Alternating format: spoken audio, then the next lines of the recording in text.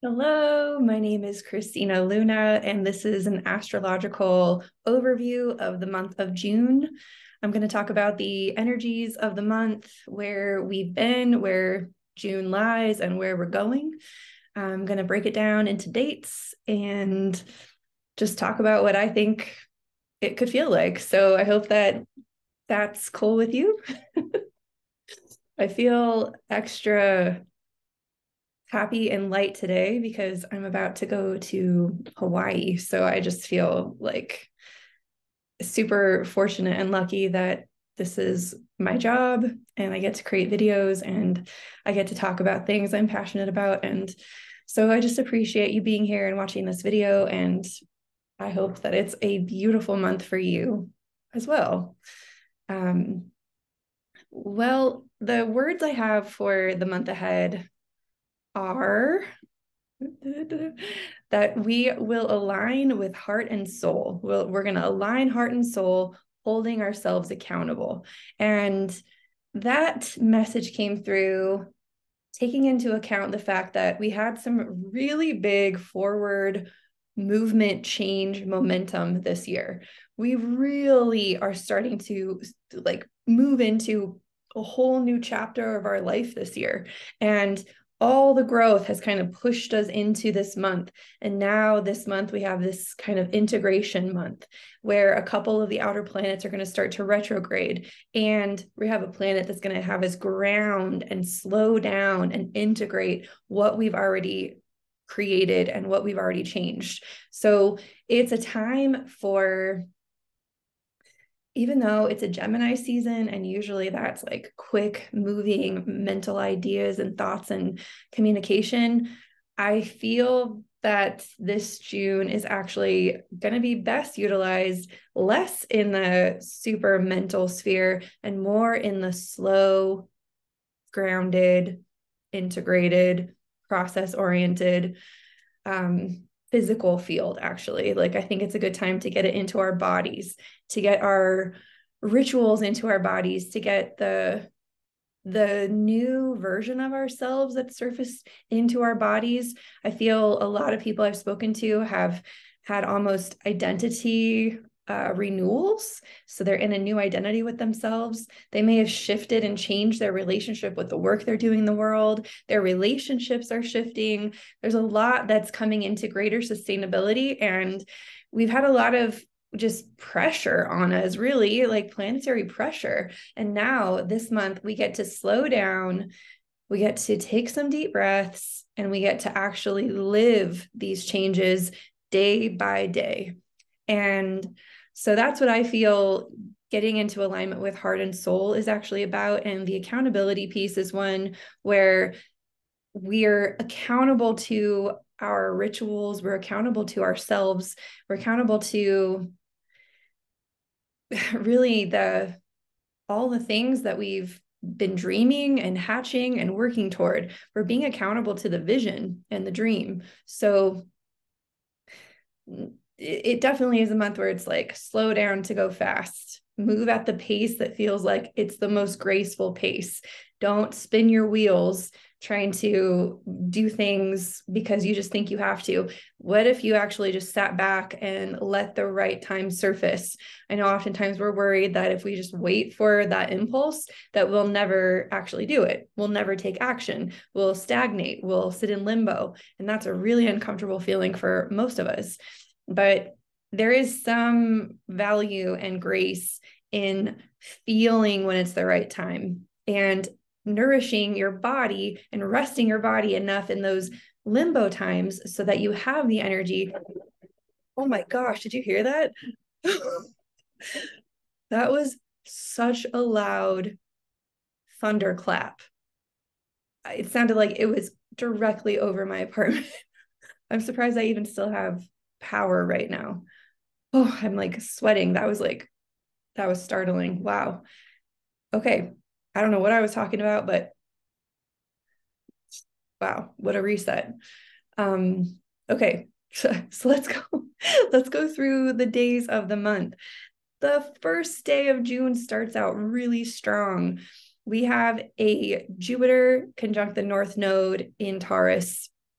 Now, this only happens once every 12 years. And this year it's in Taurus. So we are feeling, this is the factor that I was talking about that is going to cause us to want to bring it into our body, to move our body, to integrate. The North Node has been moving through Taurus for the last almost 18 months, and it's in the very earliest degrees right now. So this is sustainability on the most personal level, sustainability with our most foundational parts of our life. And we've processed through so much sustainability issues in our relationships. Some of us might even find ourselves alone at this point in the journey. And if you are feeling yourself alone, that's also very okay. I want you to know that as the North Node continues to move down, down, down into the early degrees of Taurus, it's going to move into Aries in July. So June is the last month that we're doing this big inner, personal, private, foundational sustainability movements. So this is honoring your health and body practices, getting your finances really dialed in, paying off debts if you can, making sure that the way that you work is sustainable for your health, making sure that you know how to, you actually know what you ultimately need, and you're not really trying to fill voids with things in an unsustainable way. So use this month to really shore all of that stuff up, and know that the very first part of the month is going to make it very obvious to you what it is that you need to do. The third, we have a full moon in Sagittarius. This full moon is going to reveal some very strongly earned truth. We have been navigating so much change. We've been navigating so much truth, and this full moon is going to land in our hearts in a place that we're going to maybe even label as our high noon or our North Star. It's going to be the why that we start with, that generates energy through every part of our creative process. So if you can create space this weekend to really allow your why, your truth to deeply land, this is going to inform everything that you do from this point forward. There were some other things that were happening with that full moon, but if you want to get really granular with this, I offer a weekly Moon Day meetup where I go day by day. There's literally things happening every single day. I channel a message for that day, and it seems like it always moves in a sequential way so that you've got this cohesive storyline that you can frame your perception around as you navigate your weeks. So if you find that you'd like to get even more granular with the day-to-days, join me in my Moon Day Monday. I'll leave a link below in the description, and I would love to see you there. And while I'm at it, I created a masterclass. It's free. There are 3 parts, and it was about Black Moon Lilith. If you didn't hear about it and you want to learn more about the archetype of Black Moon Lilith, if you'd like to learn some ancient origins that you have not heard on the internet, that people are not talking about, that are based and rooted in deep archetypal texts, I have my references I can share with you if you are interested. But this masterclass was surprising for me to produce because I have identified that there are 7 gates that Black Moon Lilith will bring us through in our evolution through fear and toward our power. And as I was, documenting these 7 gates, I discovered that the gate that I'm currently moving through is the gate of the throat chakra, of the gate of expressive creativity. And in order for me to fully express this masterclass, I had to actually move through that gate. And so there's a free masterclass video where it shows how it feels somatically to move through an incredibly strong gate of fear to access power on the other side. So if you find that you are also experiencing blocks to your expression or gates that you're nervous to cross and you don't know why, or you're not sure if you're ready, or it feels scary, even if it feels right and you don't want to do it. If any of that stuff is happening for you, just know that this year, Black Moon Lilith is in Leo. And I'm going to talk about Leo right now because Venus is going to move into Leo on the 5th of June. And so she's going to retrograde over Black Moon Lilith. So this is a big time for us to move past all of our restriction and suppression of our unique expression. And I outline all of that. I document what it could feel and look like in real time. And then there's a Q&A after the masterclass where folks asked a lot of really interesting questions. And we even got to talk about the origin of human consciousness, which was interesting for me, to say the least. But if you're interested in that 3-part masterclass, it's absolutely free. There's a link below. Just click the link and you'll have that emailed to you in your inbox immediately. So I just wanted to talk about that because when Venus moves into Leo on the 5th, it's going to start a whole cycle all the way until October of Venus being in Leo. And I love how astrologers talk about the temple of Leo. I love my own reflections on the temple of Leo and thinking about Mars and Venus both being in Leo with Black Moon Lilith and having that retrograde through the summer. I feel that this is the year where we start to see people really living their lives, really coming into themselves, really sharing authentically the things that are so deeply on their hearts, things that are so passionate, things that are going to change the world. I feel that there will be stories released in the next couple of years because of the work that happens this year, because of the energetics of this year, because we're all being unleashed in a certain way that's going to give us courage and faith and strength and permission, etc., confidence. So if you're feeling like this is also your trajectory, just know from the 5th of June onward, it's game on all the way through October, and most strongly in July when the North Node also moves into Aries, bringing our most unique incarnated self to the fullest expression. So, I mean, I feel like it's just going to be epic. I'm so here for this year. I'm so excited. On the 11th, we have a lot going on June 11th. First of all, Mercury will change signs. We'll see a Mercury that moves from kind of a slow, steady, grounded, kind of step-by-step sort of approach to a super excited, let's share the stories, let's talk about our opinions, preferences, what have you been watching, what landed for you. It's just a good time for Mercury to be conversing and learning and sharing ideas. And I think that with that Mercury in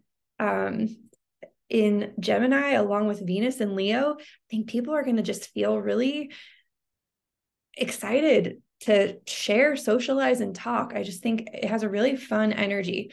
And right around that same time, Venus is going to square Jupiter. So Venus is going to be and all of this fun must be part of my sustainable path. It's not sustainable for me to not be expressing myself. It's not sustainable for me to suppress my message and to stifle my voice. It's not sustainable for me, for my resources, to keep myself small and to block my beautiful, worthy message from the world. And so I think that we got Mercury just causing us to want to burst forward with our expression. We've got Venus squaring Jupiter, making it really obvious. And then we've got Pluto retrograding back into Capricorn. Now, listen, Pluto moved into a new sign. It was the first time in 15 years. It was a big deal. Moved into the new sign and then retrograded. We experienced some destabilization. We experienced some movement, some growth. There was you probably experienced yourself wanting to lean deeper into community. And now with Pluto retrograding back, it could feel like things are going back to the old way again.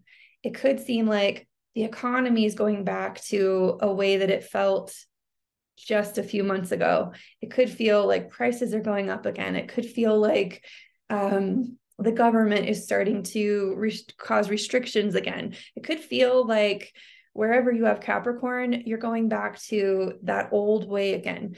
This is going to feel kind of good for some people, like, oh, I got my old self back. And it's going to feel kind of like daunting for some people, like, oh, nothing, it's the change was temporary, it's not really happening.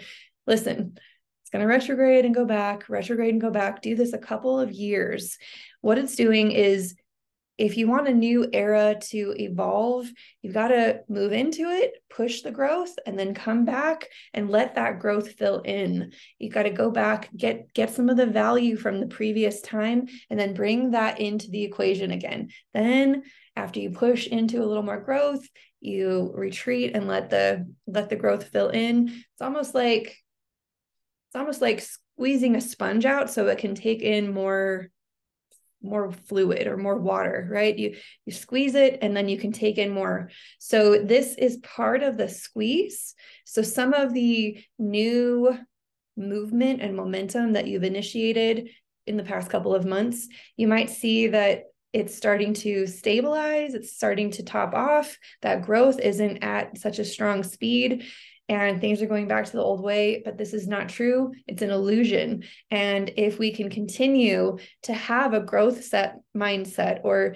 to have that innovative mindset of, no, we are still moving in that direction. Like, let's pretend like you had a new development in one of your relationships and you're moving toward a future together, and you started to dream and envision this new future, and then you started to feel like things are kind of going back to the old way again, and those conversations are tapering off, and you could feel a little discouraged about that. Just know that the dream hasn't gone away. It's just that it might be time to really fill up and resource, so that when it's time to move forward into that dream again, you're even more well prepared than you were this time. So next year, when Pluto moves back into Aquarius in January, you already have your preparation set. You weren't expecting things to go back the way they were. You always knew that they would move in that direction again. So use the time between now and January to just prepare and plan for the next phase of your evolution. So that's all starting on the 11th. Interesting. Now on the 15th, Mercury, the planet that just moved into Gemini, will square Saturn. So I feel like there could be some sort of like slap on the hand. Saturn's about to move retrograde, and Mercury has just gotten into a real chatty sign. There could be a little like, hey, you can't say that, or you shouldn't, like, let's say that you have a workplace where you're not supposed to like talk about certain topics at work, but all of a sudden everyone's sort of talking about it, and it starts to get it lively and exciting, and then the boss comes in and says, hey, what's going on? What are you doing? This is not policy.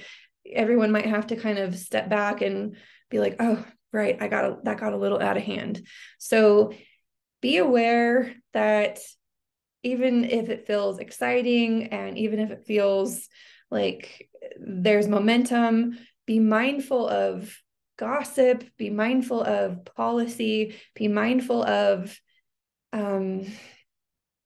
the figure of responsibility and integrity. Just keep your integrity in mind, because the integrity is there to make sure that we don't go off the rails in a direction in our life that could be really destructive. And Saturn, I think, gets a bad rap, but I always really appreciate Saturn transits, because I mean, I have Saturn very prominent in my life. I just feel like it's always just wanting the best for me. It's just wanting me to thrive and succeed.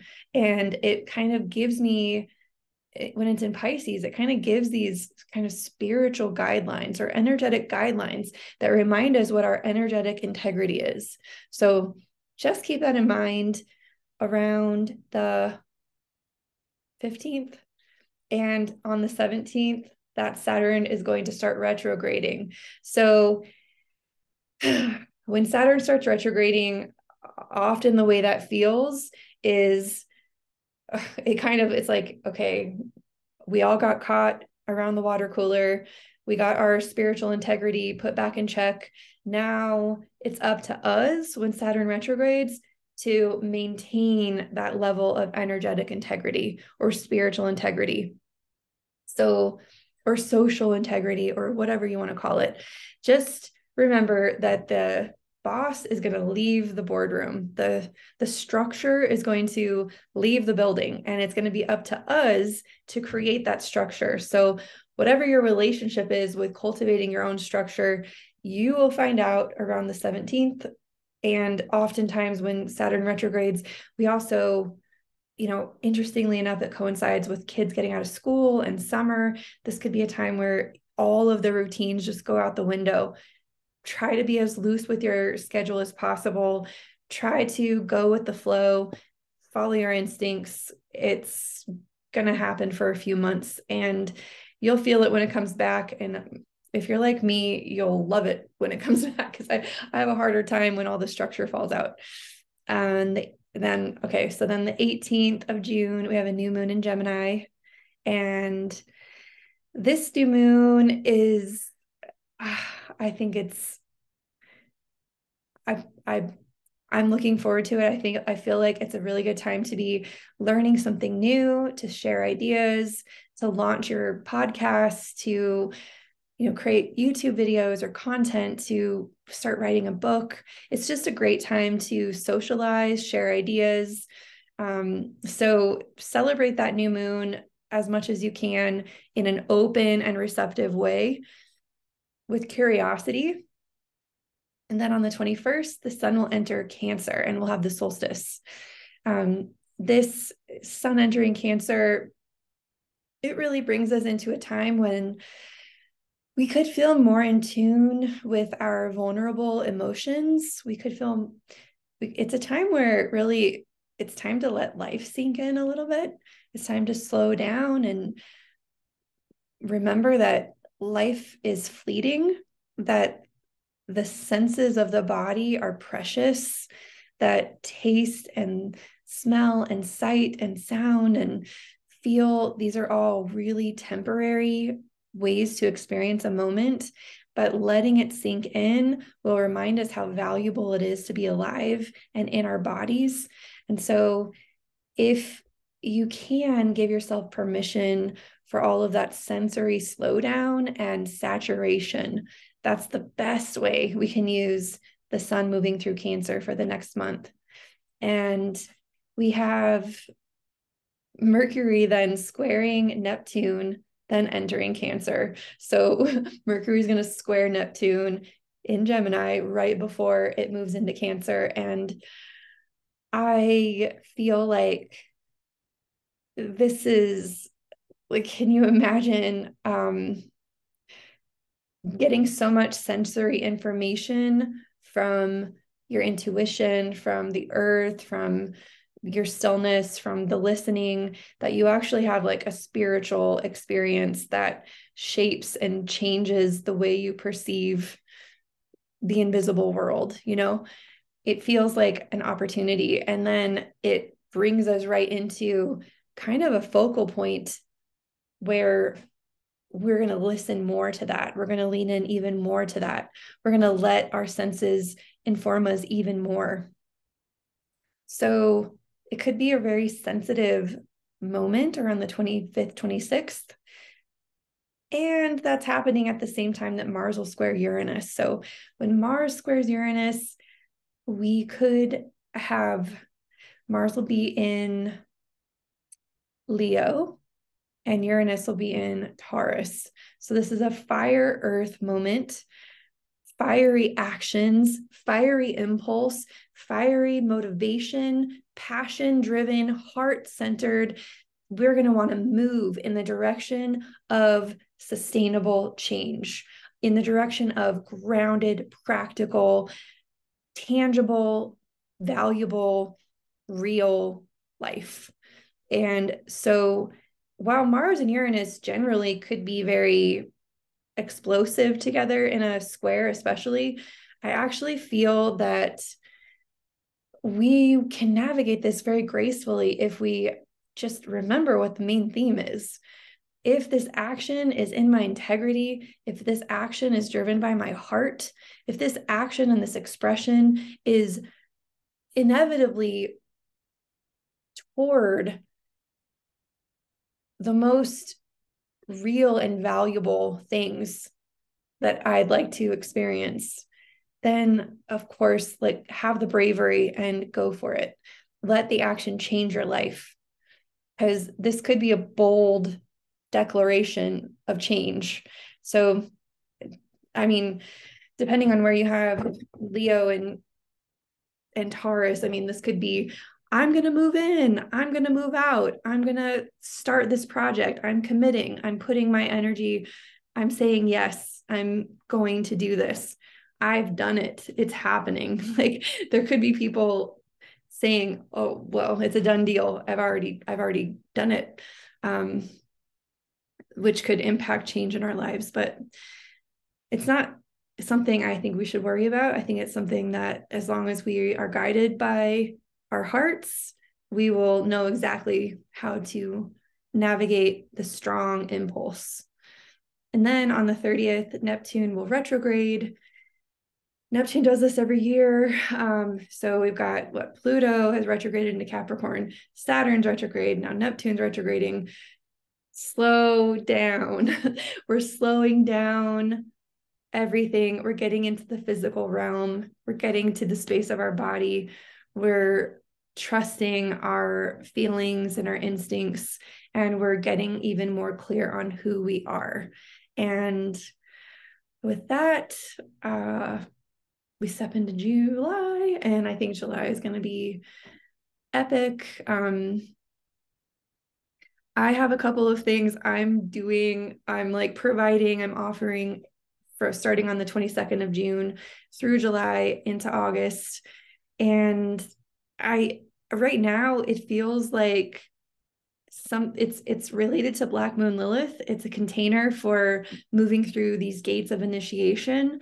And I'm feeling like potentially this could turn into, instead of an online offering, it could turn into actually an in-person retreat or a couple of them. And so, yeah, I just feel a lot of excitement around planning an in-person retreat. If you are watching this video and you would be interested in having an in-person retreat with me, somewhere intimate, immersive, and regarding the gates of initiation for Black Moon Lilith, let me know, leave a comment. Currently, I have an online offering, and I've got some Black Moon Lilith mapping that I'm providing during the summer. If that's interesting to you, there are links on my website that you can lean into and decipher if that's for you. But for sure, watch the Black Moon Lilith Masterclass, because I feel it's the beginning of something really incredible for our collective. And I feel that these archetypes are surfacing in really strong ways over the next couple of years. And I feel really excited to be a part of it. So also, if you're not subscribed, please subscribe, like this video, share this video with anyone you feel it could be a resource for. And I'm excited to see you. I'm going to leave for Hawaii, and I'm going to just soak in all of the amazing things to soak in. And I just feel really grateful for all of you and my life. I guess I'm just super happy today. So, and I'm not going to apologize for it. I love you all. Thank you so much. Bye.